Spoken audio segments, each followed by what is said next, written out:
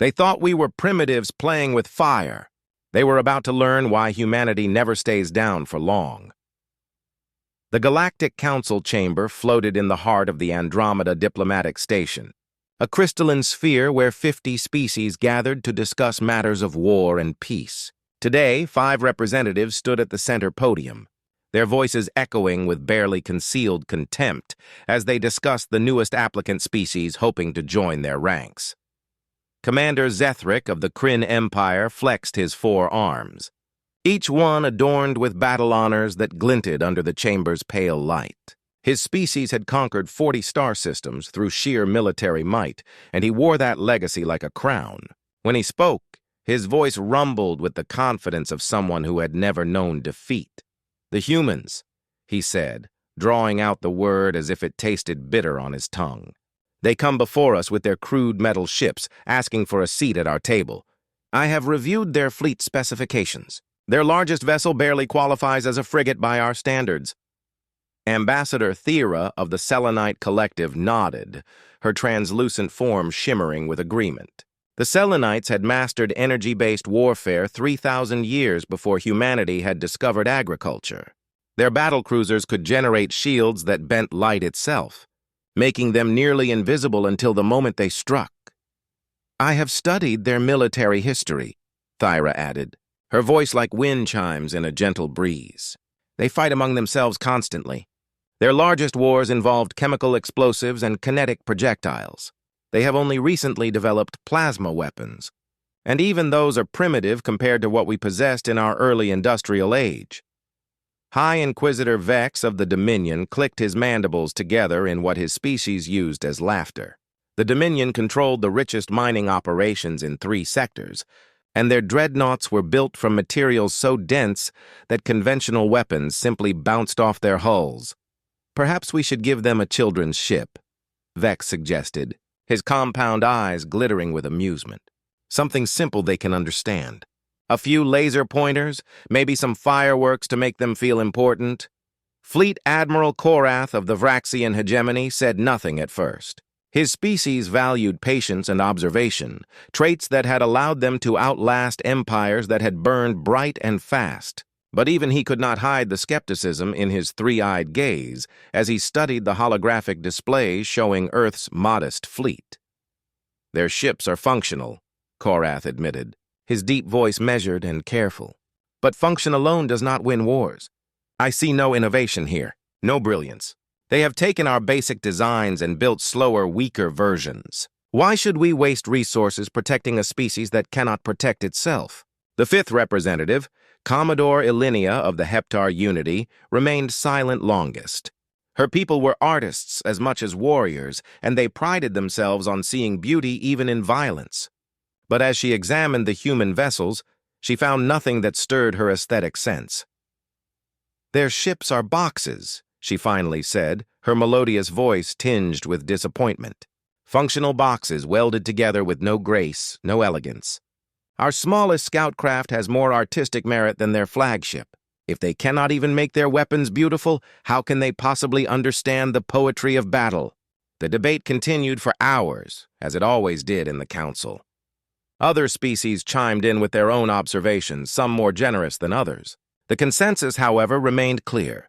Humanity was too young, too weak, too unsophisticated to stand alongside the established powers of the galaxy. Their application for council membership would be denied, and they would be given another century to develop before reapplying. What none of them knew was that a human delegation had been invited to observe the proceedings from a private gallery above the main chamber. Captain Sarah Chen of the United Earth Space Force stood with her hands clasped behind her back, her face carefully neutral as she listened to the aliens discuss her species like children discussing whether to allow a new player into their game. Beside her, Admiral Marcus Webb kept his own expression locked down tight, but she could see the tension in his jaw. Webb had commanded Earth's defense fleet for 15 years, and he had personally overseen the construction of every ship these aliens were now mocking. "Should we tell them?" Chen asked quietly, her voice barely above a whisper. Webb shook his head slightly. "No, let them think what they want. Words won't change their minds." "What will?" Webb's lips curved into something that was not quite a smile. Time and circumstances. Below them, Commander Zethric was reaching the conclusion of his speech, his voice booming with the authority of someone accustomed to being obeyed. I propose we deny the human application and assign them a Class 3 protection status. They may continue to develop within their own system, but they will not be granted access to Council space or technology. When they have proven themselves worthy, they may apply again. The vote was called. Of the 50 species present, 48 voted in favor of denial. Only 2 abstained. None voted to accept humanity's application. Chen felt the rejection like a physical blow, but she kept her face still. She had known this was the likely outcome. Earth's military advisors had warned them that the Council valued strength above all else, and humanity simply did not have the firepower to impress anyone. What humanity did have, however, was something these ancient species had long forgotten. They had adaptability, they had determination, and they had a peculiar stubbornness that made them incapable of accepting any verdict as final. "Come on," Webb said, turning away from the gallery. "We have work to do." They left the station 6 hours later, their small diplomatic shuttle dwarfed by the massive vessels docked around them. Chen piloted them away from the glittering hub of galactic civilization, back toward the outer rim where Earth waited among countless other worlds deemed too insignificant to matter. They were right about one thing, Chen said as they entered the slipstream that would carry them home. "Our ships are crude compared to theirs. We don't have their shields, their weapons, their armor." "No," Webb agreed. "We don't. So what do we do? Wait another 100 years and hope we can catch up?"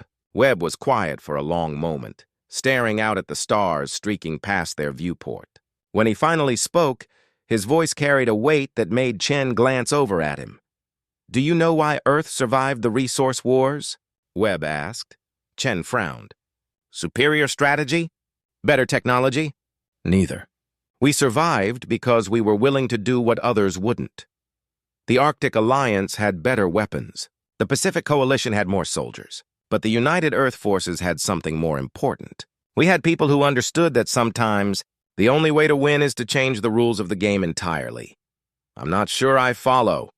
Webb pulled up a holographic display, showing the specifications of their newest ship design.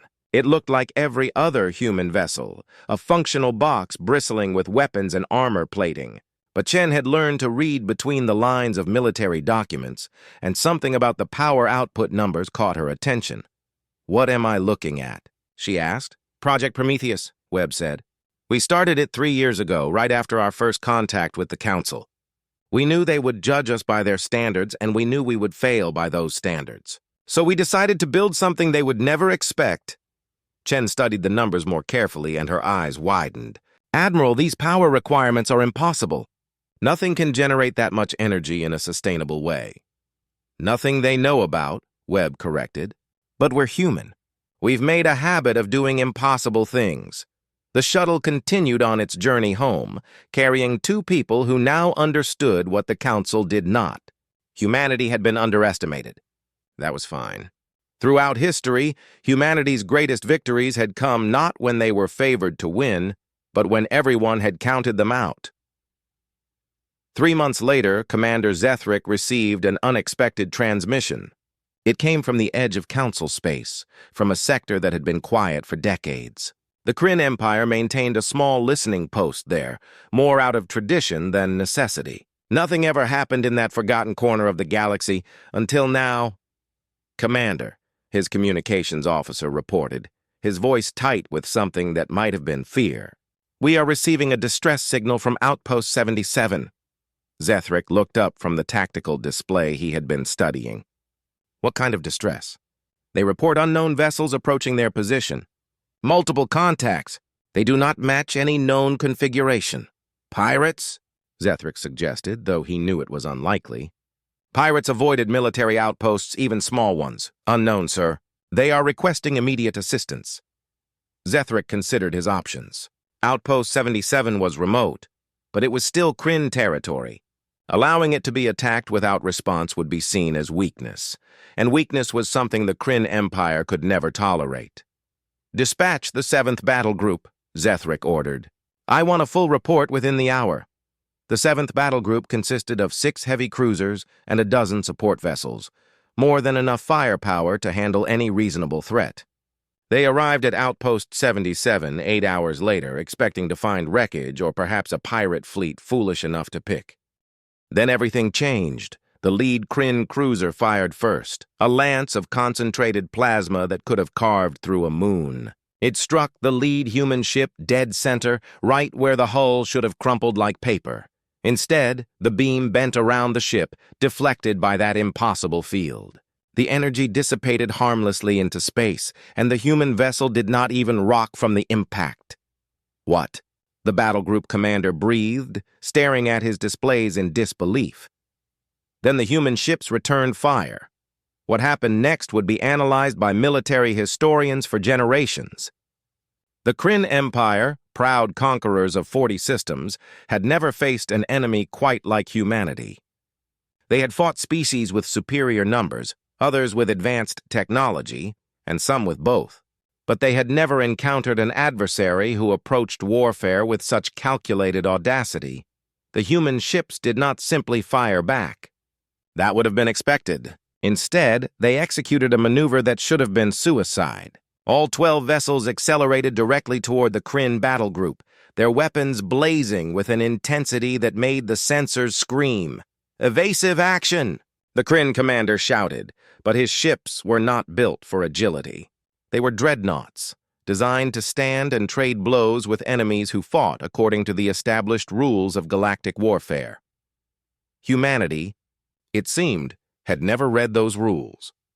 The UESF Defiance led the charge, its plasma cannons firing in rapid succession. Each shot was less powerful than the Kryn weapons, but they came faster, much faster. Where the Kryn fired once, the humans fired 10 times, and each shot was aimed not at the enemy ships themselves, but at their shield generators. The Kryn shields, mighty constructs that could withstand direct hits from antimatter weapons, began to flicker under the sustained barrage. It was not that the human weapons were strong enough to penetrate the shields. It was that they were forcing the shield generators to cycle faster than they were designed to, burning through power reserves at an alarming rate. "Their tactics are unsustainable," the Kryn commander insisted, even as his flagship's shields dropped to 70%. "They cannot maintain this rate of fire indefinitely." He was wrong. The human ships had been designed with a single purpose in mind. They were not exploration vessels or diplomatic craft. They were pure warships, and every system on board had been optimized for sustained combat. Their power plants, based on technology that humanity had kept carefully hidden from Council observers, could generate energy at rates that violated what the galactic community believed were natural laws, because humanity had discovered something the Council had long forgotten. Rules could be broken, limits could be exceeded, and sometimes the only way to win was to do what everyone else said was impossible. The Defiance closed to point-blank range with the Kryn flagship and unleashed a weapon that had never been seen in galactic warfare. It was not a plasma cannon or a particle beam. It was something far simpler and far more terrifying. Humanity called them kinetic penetrators. The Council would come to call them demon rounds. They were solid slugs of compressed metal, accelerated to a significant fraction of light speed by electromagnetic rails. They carried no explosive warheads, no fancy energy signatures. They were just mass-moving at relativistic velocities. And when they struck the Kryn flagship's weakened shields, they went through like bullets through tissue paper. The flagship's hull, thick armor designed to withstand the harshest conditions in space, crumpled under the impact. Atmosphere vented in great plumes. Internal bulkheads collapsed. And the crew, those who survived the initial strike, found themselves facing a new kind of terror. The humans were not trying to disable the ship. They were trying to gut it. "All ships, withdraw!" the commander ordered, his voice no longer carrying any trace of arrogance. "Fall back to the outpost and request immediate reinforcements." The Kryn battle group retreated in disorder, their formation broken, their confidence shattered. Behind them, the human ships held their position, not pursuing. They had made their point. They could have pressed the attack, could have destroyed the entire battle group. But they did not. That restraint, Captain Torres knew, would be far more frightening than any amount of destruction. They had shown the Kryn Empire that humanity could hurt them. Now they would show them that humanity chose not to. That level of tactical control, that discipline, would haunt the Kryn commanders far more than a simple defeat. News of the engagement spread through council space like wildfire. The 5 species who had been so dismissive of humanity suddenly found themselves bombarded with questions. How had the humans developed such advanced technology in mere months? Where had these new ships come from? And most importantly, what else were the humans hiding? Ambassador Thyra of the Selenite Collective was the first to request a meeting with Earth's diplomatic corps. She arrived at the human embassy on the neutral station of New Horizon with an entourage of military advisors and technical specialists, all wearing expressions of barely concealed alarm. Admiral Webb greeted them personally, his face neutral and professional. "Ambassador Thyra, welcome. I apologize that our accommodations are modest compared to what you are accustomed to." Thyra's translucent form pulsed with agitation. "Admiral Webb, we need to discuss what happened at Outpost 77. "Of course. Would you like some refreshments while we talk? We have recently developed a beverage called coffee that some species find quite stimulating." "This is not a social call. Your ships attacked a Kryn battle group without provocation." Webb's expression did not change. "I am afraid you have been misinformed, Ambassador. Our ships were conducting routine military exercises in neutral space, as is our right under Galactic Charter 7, Section 3. When the Kryn battle group attempted to illegally force us from that space, we exercised our right to self-defense." "Self-defense?" Thyra's voice rose an octave. "You destroyed one of their flagships." "We disabled it," Webb corrected gently. "We could have destroyed it. We chose not to. All Kryn personnel survived the engagement with minimal casualties. We even transmitted the coordinates of their escape pods to their rescue fleet." One of Thyra's military advisors, a stern-faced Selenite named Commander Ix, stepped forward. "The technology you displayed should not exist. Your power generation alone violates 3 fundamental principles of physics as we understand them." Webb smiled slightly. "Then perhaps your understanding is incomplete." "Explain." "I decline." The simple refusal hung in the air like a challenge. The Selenite delegation had arrived expecting the humans to be apologetic, perhaps even frightened by the diplomatic incident they had caused. Instead, they found themselves facing a calm, unshakable confidence that was somehow more unsettling than any amount of bluster. "You understand that this incident will force the Council to reevaluate your application," Thyra said, trying a different approach. "Your aggressive behavior does not speak well for your fitness to join civilized space." "We understand completely," Webb replied. "However, I would point out that we were conducting legal exercises when we were threatened by an overwhelmingly superior force. We responded with measured force and showed restraint when we could have inflicted far greater damage. I believe that speaks quite well for our fitness." Commander Ix was studying a datapad, his expression growing more troubled by the moment. "Admiral, these specifications we obtained from the engagement show power outputs that should require reactors 10 times the size of what your ships carry. How is this possible?" "I could ask you similar questions about your energy shields," Webb said pleasantly. "Or the Kryn gravity manipulation technology. Or the Dominion's hull materials. Every species has its secrets, Commander. We are simply faster learners than you expected."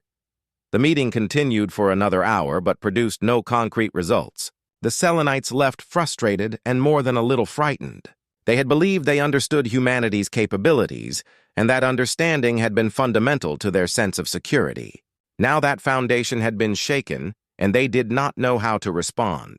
Similar meetings took place with representatives from the other council species. Each delegation arrived with demands and threats, each left with questions and concerns. Humanity, it seemed, had been underestimated in ways that went far beyond simple military capability. High Inquisitor Vex of the Dominion was perhaps the most direct in his approach. He arrived at Earth itself, his personal dreadnought taking up orbit around the planet like a statement of power. His message to the United Earth government was simple and blunt. Surrender your new technology to the Council for inspection, or face economic sanctions and military blockade. The response from Earth's president came equally quickly. No. Just that one word delivered with absolute finality.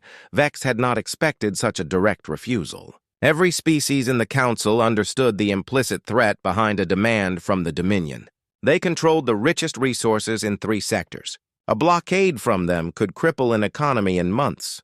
But Earth, Vex discovered, did not play by the same rules as other worlds. "You do not understand your position," Vex transmitted back.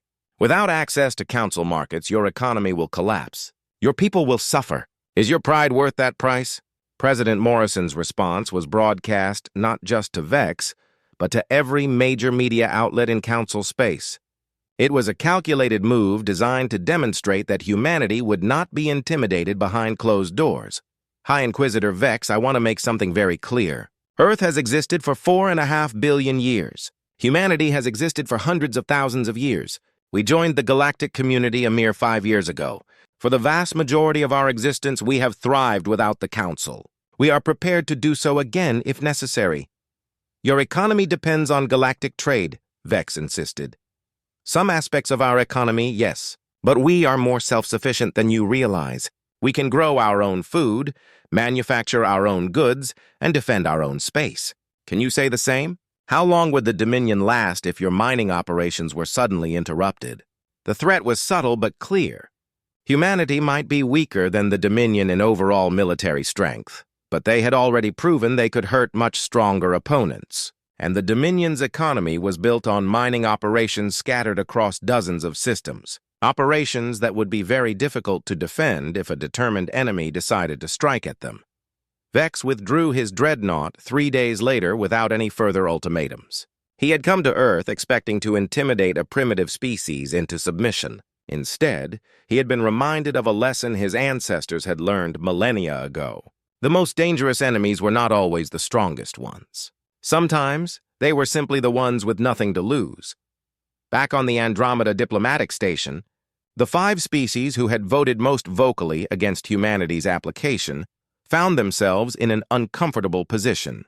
They had publicly declared humans to be primitive, weak, and unsuitable for council membership.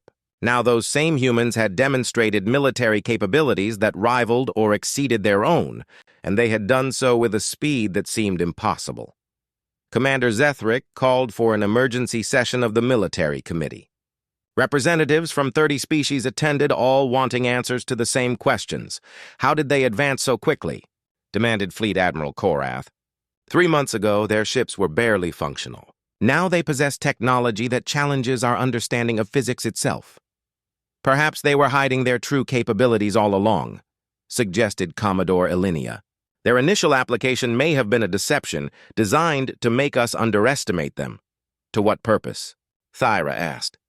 If they wanted to join the Council, hiding their strength would only hurt their chances. Unless they never wanted to join the Council, Captain Chen said quietly. The room fell silent as all eyes turned to the human representative. Chen had been allowed to attend as an observer after the Outpost 77 incident. A diplomatic courtesy extended to prevent further misunderstandings. Explain yourself, Zethric demanded. Chen stood, her posture relaxed but confident. You are all assuming that we came to the Council seeking permission to exist in galactic space. That was never our goal. We came seeking partnership, not protection. When you denied our application, you made it clear that you saw us as children who needed to wait until you deemed us worthy. And so you decided to prove yourselves through violence? Vex challenged. No, we decided to prove that we do not need your approval. The exercise at Outpost 77 was exactly what Captain Torres said it was, a military exercise. We were testing our new systems in a neutral zone. The Kryn battle group chose to interpret that as a threat and attacked us. We defended ourselves, as is our right. But your technology, Thyra pressed. You developed shields and weapons in months that should have taken decades. Chen smiled slightly. Ambassador, humanity has been waging war for our entire history. We have fought each other across every environment imaginable, from the depths of our oceans to the heights of our mountains. We have developed weapons using everything from sharpened stones to nuclear fusion. When we look at a problem, we do not think about what has been done before. We think about what could be done differently. That does not explain the physics violations, Commander Ix insisted.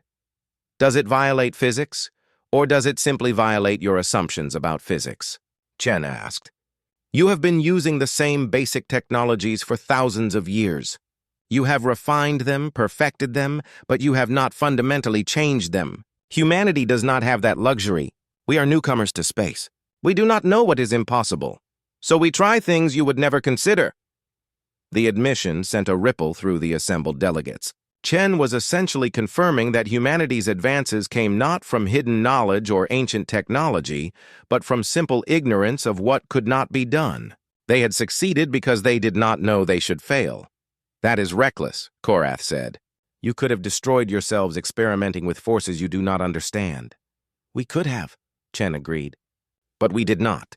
And now we have weapons and defenses that make us dangerous to any species who threaten us. Is that not the very quality you claim to value? You said we were too weak to join the Council. We have corrected that weakness. So I ask again, what is your real objection to humanity? No one had a good answer for that question. The truth was becoming uncomfortably clear. The Council had not rejected humanity because they were too weak. They had rejected humanity because accepting them would mean acknowledging that newer, younger species might have something to offer. It would mean admitting that age and experience were not the only paths to power, and that admission would threaten the entire power structure that the Council had built over thousands of years. The session ended without any formal conclusions, but everyone understood that something fundamental had changed. Humanity was no longer a species waiting hopefully for acceptance. They were a force that demanded to be taken seriously, and they had the weapons to back up that demand. In a private chamber after the session, the 5 species who had been most dismissive of humanity gathered to discuss their options.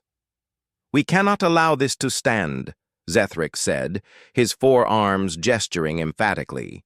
If we show weakness now, every minor species will think they can challenge us. What do you propose? Ilinia asked. They have already demonstrated they can fight. A direct confrontation could be costly. Then we must be clever, Vex suggested. We isolate them. We turn the other Council species against them. We make it clear that association with humanity comes with consequences. Thyra looked uncertain. That strategy assumes the other species will cooperate, but some may see humanity as potential allies rather than threats. Then we make them understand the danger, Korath said coldly. We show the Council what happens when primitive species are given too much power too quickly. We create a situation where humanity reveals its true nature. You want to provoke them into attacking, Ilinia realized. I want to force them to show their hand completely. Right now, they are holding back. They disabled one Kryn flagship but could have destroyed the entire battle group. They are playing at restraint, trying to appear civilized. We need to push them until they drop that mask. And if they do not drop it? Thyra asked. What if their restraint is genuine? Then we adapt, Zethric said. But I doubt these humans are as noble as they pretend. Every species has a breaking point. We just need to find theirs. They began to plan. 5 powerful species working together to undermine a newcomer they saw as a threat to their authority. They believed they were protecting the established order of galactic civilization. They did not realize they were about to learn the most important lesson humanity had to teach. Sometimes, the greatest strength is not the ability to strike harder than your enemy. Sometimes, it is the ability to endure more than they can inflict. Part 3. The plan the 5 species devised was elegant in its cruelty. They could not attack humanity directly without appearing to be the aggressors. The Council had strict rules about unprovoked warfare, and violating those rules would cost them the moral authority they needed to maintain their positions. Instead, they would create a situation where humanity would have to choose between humiliation and violence. They called it Operation Crucible. The first move came 3 weeks after the Outpost 77 incident. The Dominion announced new mining rights in a system called Kepler 442. The system had been classified as neutral space for decades, but the Dominion invoked an obscure charter clause that allowed them to claim it if no other species objected within a 30-day window. Earth immediately filed an objection. Kepler 442 was only 40 light-years from Earth, well within what humanity considered their sphere of influence. More importantly, the system contained 3 habitable worlds that Earth had been surveying for potential colonization. The Dominion denied Earth's objection on the grounds that humanity was not a full council member and therefore had no legal standing to claim territorial rights. It was a bureaucratic trap. To fight the claim, Earth would need to either accept council membership under humiliating terms dictated by the 5 species, or take military action that would paint them as aggressors. Admiral Webb saw the trap immediately. So did President Morrison. They also saw the opportunity hidden within it. "They think they have cornered us," Morrison said during an emergency cabinet meeting.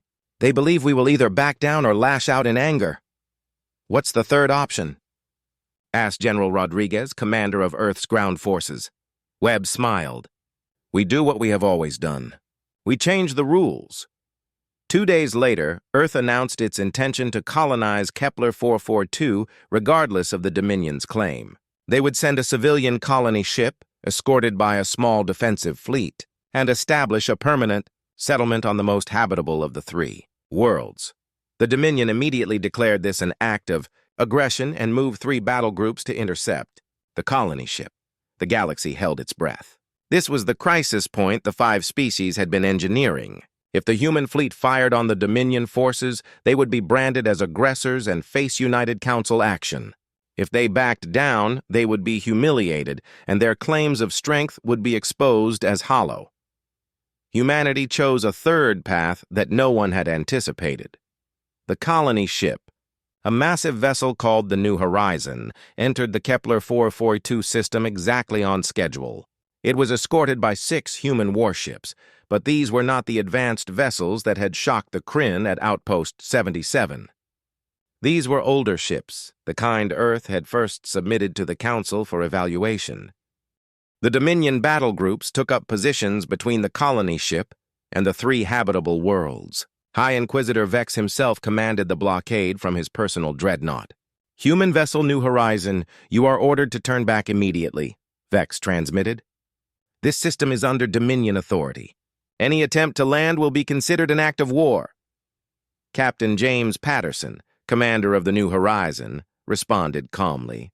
"High Inquisitor, we are a civilian colonization mission operating under Galactic Charter 12, Article 7, which grants all species the right to settle unclaimed worlds.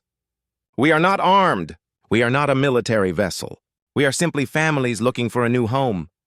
This system is claimed. It is not available for settlement. Your claim was filed 18 days ago. Under the same charter, claims can be disputed by peaceful settlement within a 30-day window. We are well within our rights." Vex felt anger rising. The humans were using the Council's own laws against them, finding loopholes in regulations that had stood unchanged for centuries. "I have 3 battle groups here. You have 6 obsolete warships. If you do not turn back, I will be forced to disable your vessel." That would be a violation of Charter 12, Article 7, Section 4, which prohibits military action against civilian vessels engaged in lawful colonization. But if you believe you must take that action, we cannot stop you. The simple admission caught Vex off guard.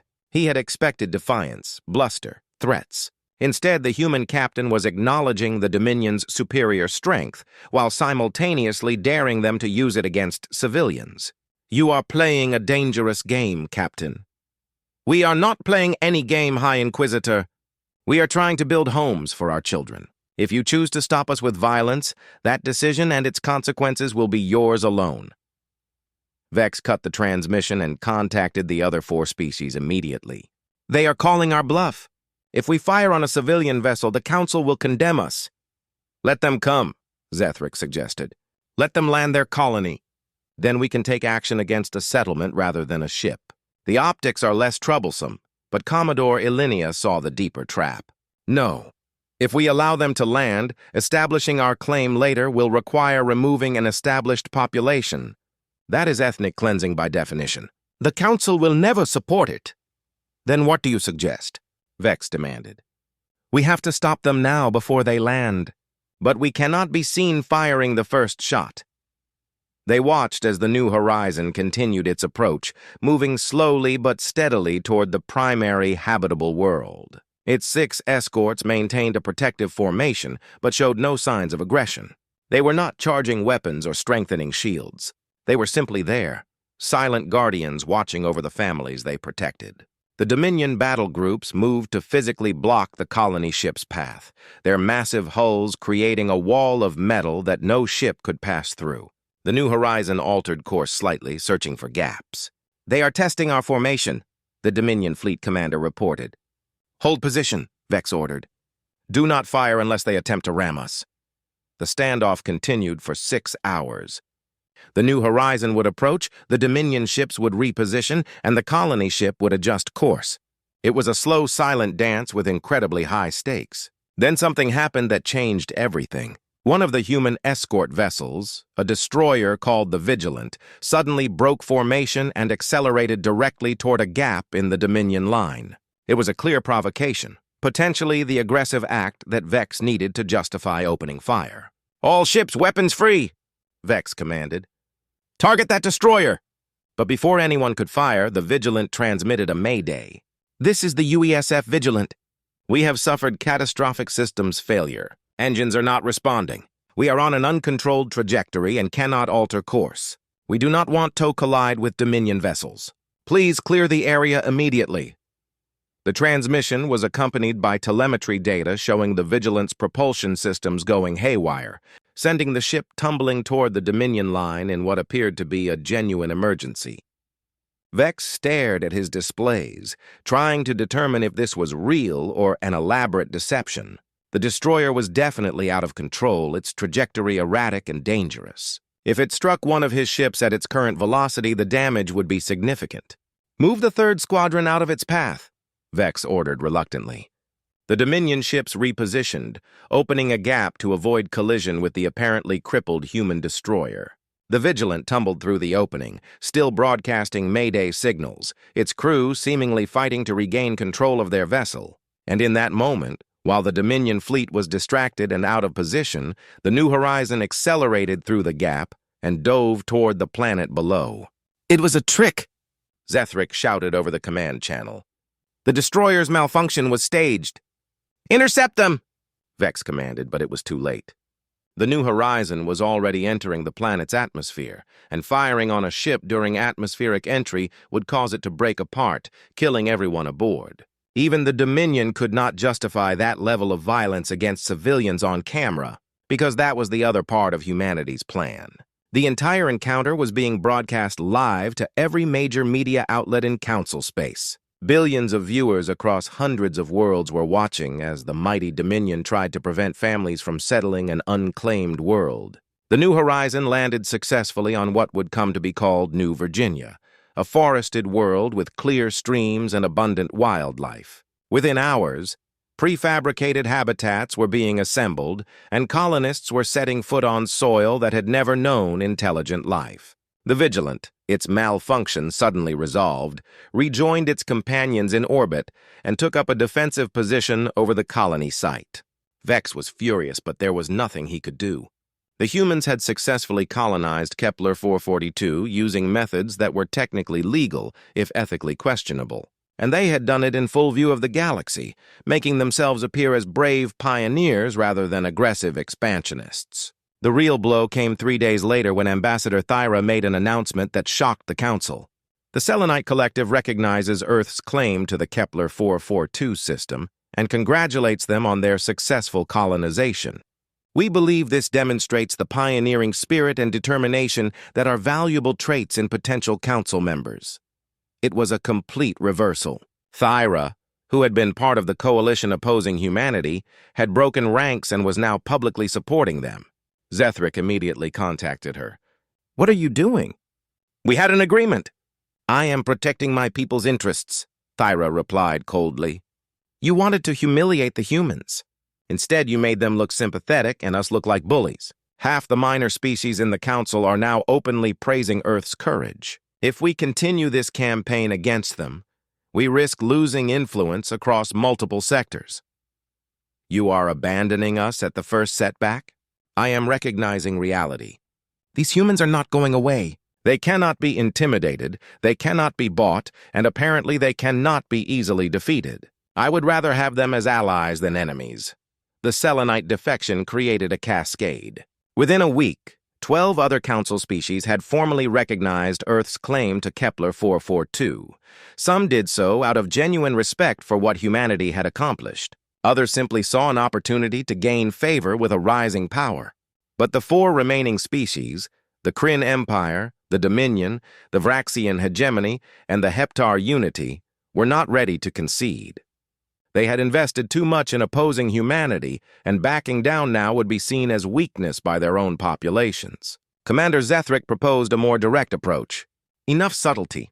We challenged them to a war game. We put our best ships against their best ships in a controlled engagement. When we defeat them decisively, the galaxy will see that their earlier victories were flukes. They will not agree to fight, Korath predicted. They have nothing to gain from such a demonstration. Then we make them an offer they cannot refuse. We propose that the winner of the war game gets to set the terms for the other side's participation in the Council. If we win, humanity withdraws their application for 50 years and acknowledges our supremacy. If they win, they get immediate Council membership with full voting rights. Ilinia considered the proposal.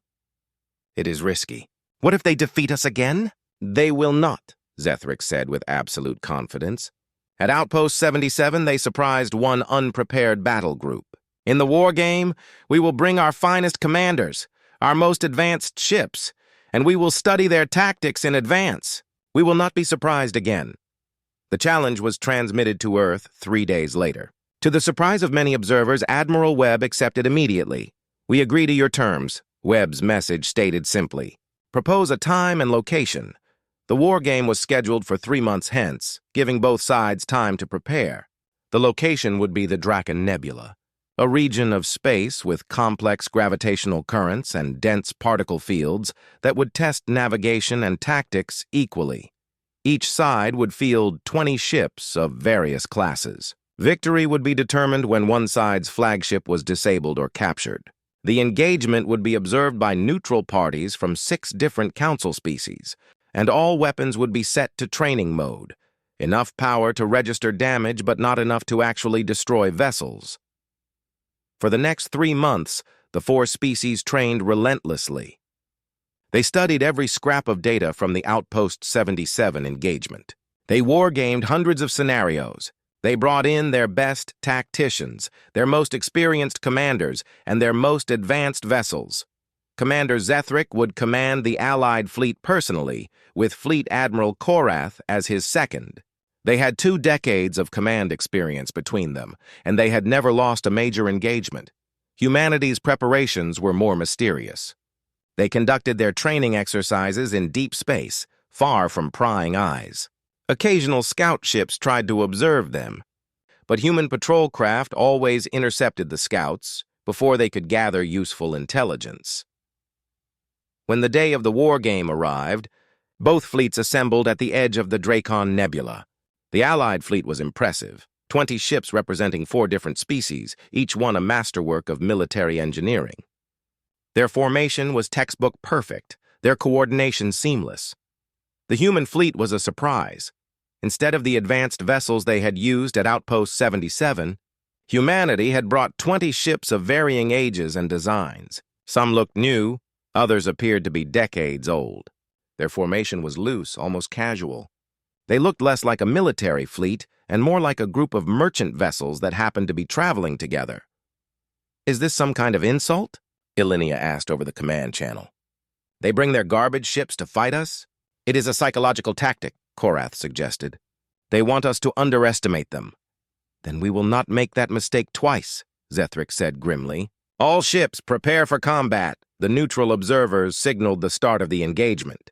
Both fleets entered the nebula from opposite sides, beginning the complex dance of thrust and counterthrust that would determine humanity's future in galactic society.